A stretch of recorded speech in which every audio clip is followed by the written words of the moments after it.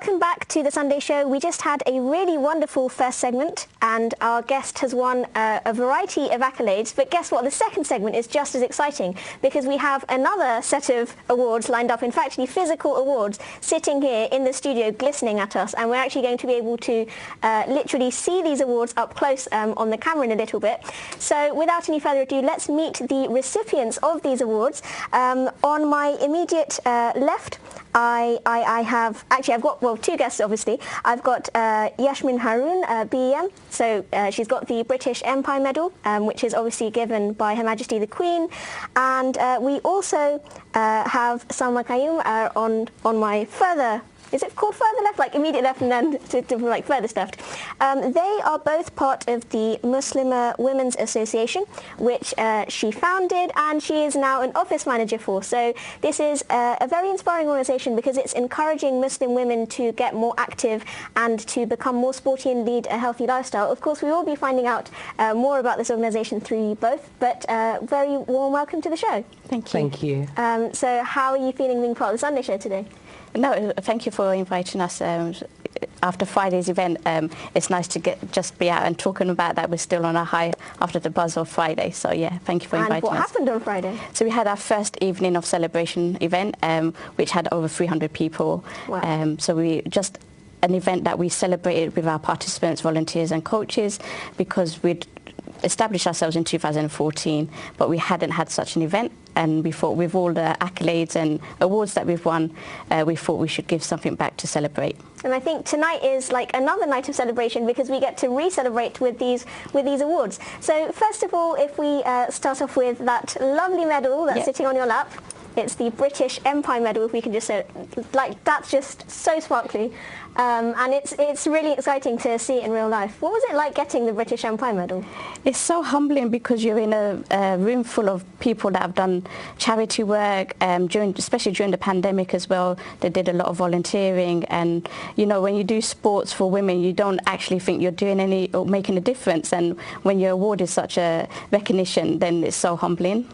And the other very sparkly award that we've got over here, your story is actually quite interesting because you started off as a sort of volunteer and a participant, and now you've climbed the ranks pretty fast. So if we can hear about the significance of your award.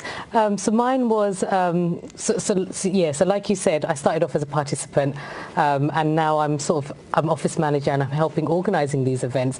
And this award was actually, it was voted by the participants, by the sisters. They had voted for me to win Sister of the Year. So I'm really sort of touched and humbled by that. In both cases, I think the awards look wonderful and you also have wonderful personalities. So let's find out more about your wonderful organisation. Through this video, Bridashuk, we'll be able to learn more about this organisation that they have founded and they are working very closely with.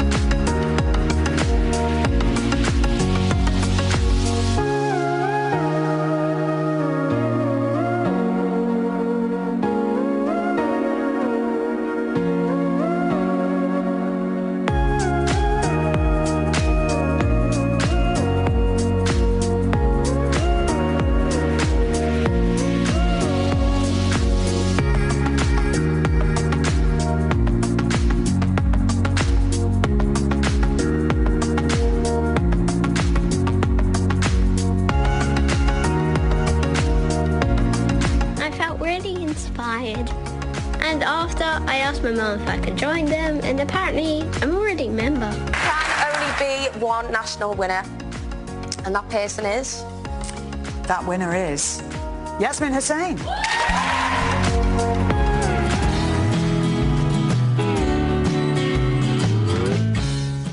What what an achievement. I mean, that's just one of the many achievements. I mean, I've been reading your bio, and I've just been, I mean, you're saying you're humbled, but I'm humbled at like all the achievements that you've got. I mean, to mention just a few, you became the London FA Director, which is a huge accolade, also appointed to the FA Council, also Independent Director at British Fencing. So, I mean, these are some things that people don't become overnight.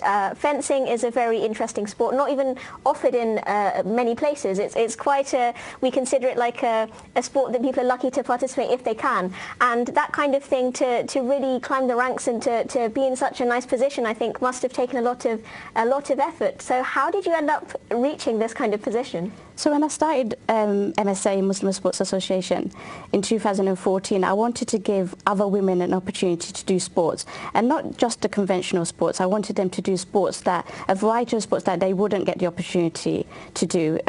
So fencing was one of them. We do rowing, we do archery, and football was the other thing that we started as well. But we do lots of different activities. We do like 15, 16 different activities a week. So with fencing, because it just works for our women, because you're covered from head to toe, you wear a helmet, it's very disciplined, it's very tactical. And I thought this is an opportunity to give our women and girls a chance to do fencing in a very easy, accessible way that doesn't compromise their religion or culture. So, but we couldn't find any female coaches. So what I did is I worked with British Fencing and an organisation called Maslaha, and we arranged a tailored level 1 coaching course. So 12 of our ladies, our participants and volunteers, did the level 1 and now are fencing like coaches, and they engage with our participants, our community, and we offer fencing as a leadership course. And I became interested in becoming a director, so I applied because I did a couple of board director courses, and luckily I got that role. And what I do now is I contribute to the strategy, which is I talk about engagement of all communities and not just elite, because British fencing is very competitive orientated, it's very elite, it's seen as very middle class, and I want to change that perception, because it needs to be accessible at grassroots level, especially if you want the sport to be sustainable. And it's really important that you engage with all the community, because England, the UK, the demographics have changed. It's not very white middle class anymore. We have a range of communities. It's very cosmopolitan, and it's important to sustain that sport. We need to engage with all the communities and make it affordable as well. That's a very important, I would say, humanitarian work, because raising the profile of a sport is an incredible achievement. I mean, people get awards for services to sport or services to these kinds of things. And if I pick up on that thing about how you're saying it's like elite, I mean, I experienced the same thing. I went to an all-girls school, and fencing was offered, I think, when I reached around GCSE age. But even then, it was like really expensive. And I just thought this is really fascinating, because you get to wear what we thought were like astronaut costumes, and you poke sticks at each other, and it just looked like this really fancy thing, which sadly I didn't take up at the time, but I wish I did. And for you to make that accessible to people like myself who were in a school who thought like, wow, I wish I could do that kind of thing, is an amazing achievement, I'd say, and a testament to you and the hard work of everyone in your team. So if I return to you, and you were of course talking about how you were starting off as a volunteer, as a participant, and then you of course have been climbing the ranks too. How has this association or this organisation changed your life? I think, I started off as just finding a fitness course. I remember the first session was Pilates, and I jumped into that. But I think it's given me so much more. I feel like my confidence has grown. I've experienced things, like you were saying, some of these sports I've never been given the opportunity to try, and I've just jumped in, and I've been able to kind of experience things that I never thought I would. I've learned how to ride a bike at the age of 34, which I never thought I'd be able to, and I've qualified to teach archery now as well, so I'm gaining qualifications through this as well as having fun. I think that's the main thing. I really enjoy what I do, and I love attending the sessions. So you're providing sport opportunities as well as leadership opportunities. Would you describe yourself as like some sort of, almost like a school at the same time as like a charity? I mean, there's all kinds of opportunities.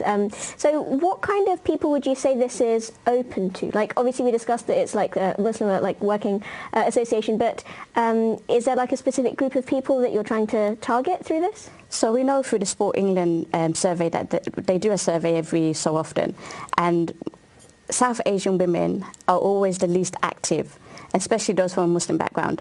So my aim is, or the charity's aim is to engage as many Muslim women and girls as possible. But we're open to all women, but it's those specifically because we tailor the environment, so it's a female-only environment. We have female coaches, and they're free to be comfortable in not compromise their culture or religion, and they're free to take off the hijab and the bias. So we make sure that it is a strictly female-only environment. It's a safe space for everyone involved. So it's a safe space. And what we do is then they start off as a participant, they really enjoy what they're doing, they become a volunteer, then we offer them to do their qualifications in coaching, and like Salma, they can become an employee, or we direct them in other sort of like positions. So some of our trustees they've got employment from that. Another trustee has gone into Essex FA and become an independent director there. So it's not just working within MSA. We actually open doors that would then, two of our participants have actually gone and created a business for themselves through MSA, because we've given them those tools and those confidence to do that. And I think it wasn't my intention when I started. I just wanted to get women and girls playing sports, but it's become so much more. It's snowballed into this massive initiative, and it's like you were sowing the seed, but it's grown onto this massive tree, and it's got so many branches now. Yeah, that's a really good way of putting it. This tree reminded me. Credit to that tree. It's not my idea. But I think it's creating opportunities. I think that's the biggest thing. One way of sort of opening doors, but we've realised there's so much more. Like Friday, we had our celebration evening, and women who had never done public speaking or gone up on stage had come up on stage, grabbed the microphone and shared things, which was so amazing to kind of see that growth. Like transformation throughout the organisation. And that's what it is. And I think it's really nice how you bring in faith with it as well, because in our faith it's really encouraged to, stay active, stay healthy, because then we can engage in things, whether it be prayer or whether it be helping people. Like if we ourselves aren't in a position to do that, then it's very difficult. So I think exercise plays a massive role, and as you said, in our community it's something that we need to raise awareness of, like the importance of people of all backgrounds exercising to stay well without compromising our faith, of course, which fencing is a very nice way of doing. As you said, like if everything's covered, then you're all safe. What's your vision with like incorporating this in like schools across the country, let's say, because as I said, in my school it is offered, but it's still not super accessible like all across the country. So that would probably be like the next step. And I know that you're doing a lot of work at like high director board kind of level. So if I can ask you, because this is obviously an opportunity where I can find out about your plans in the future. So through the FA, we already have a program called Let Girls Play. So that was working with schools we have female coaches going into schools. So our female lead coach, Yashmin, who you saw there, won the award, she works as an integral part of that coaching, going into schools and making sure there's access for girls to be playing football. We also, through British Fencing, go into schools and offer fencing as part of that as well. So we have female coaches offering coaching. If it's girls that want it in specifically girls-only environment, that's what we will tailor it for. So it's working, so opportunities come to us, and then we will work with them to try and offer that in the schools that they want, whichever sport, trying to get a coach for them and tailor it to their needs. That's really wonderful to hear. And you also mentioned archery. So we've already talked about like the justification for fencing, how, like modest clothing and everything. What was the kind of, what drew you to archery particularly? Because that's like another sport, isn't it? Yeah, I think for me, I've come to a point where I just want to experience new things. Yeah. So every time MSA are offering something, I'm the first one to sign up, because I just want to experience it. I've come to a point in my life where I'm like, let's try it, at least once. But I think with archery, there's that historical, it's part of the Sunnah. It's one of those sports that's part of the Sunnah, and a lot of people are drawn to it, especially Muslim people. So Muslim women have been really keen to kind of give it a go. And again, we can wear clothing that, as long as it's safe, we can wear modest clothing, and that's been fantastic. Even though we're doing it indoors at the moment, some women just choose to kind of wear slightly modest clothing. I think some of it was in the video, actually. Yeah. You can see. And in fact, we're just about to watch another video, and that is about clothing. You literally just guessed what we're about to watch. So on the topic of modest clothing and on the topic of variety of clothing, আমরা বাংলাদেশে একটি fashion show video দেখে আসি। এখানে আমরা আরো অনেক ধরনের ক্লোদিং দেখতে পারবো। Array of colours আমরা দেখে এসেছি এই ভিডিওর মধ্যে, and I think that goes with a theme that's been running like a thread throughout tonight's episode, which is about diversity, about inclusion, about promoting the inclusion of people from all backgrounds. And in particular, in the second segment, we were talking with guests from the association where women are encouraged to take up sports no matter what kind of background they're from. But particularly there was this emphasis on faith and promoting people of faith to take up sports. So I think it's very inspiring what you've been amazing. Let's hold up the awards one more time for our viewers. Yay! Look at that smile. Oh, we love to see it. Thank you so much for your participation on tonight's show. It's been such a pleasure, of course, seeing the awards 3D as an experience, and I wish you all the best with the organisation for the future. And I think I need to sign up, actually. I should sign up, and I should take up fencing. I mean, it's never too late, right? I think my fencing dream might actually come true through you. So thank you very, very much. Priya Darshak, I hope you enjoyed all of the segments that we've had on our Sunday show today.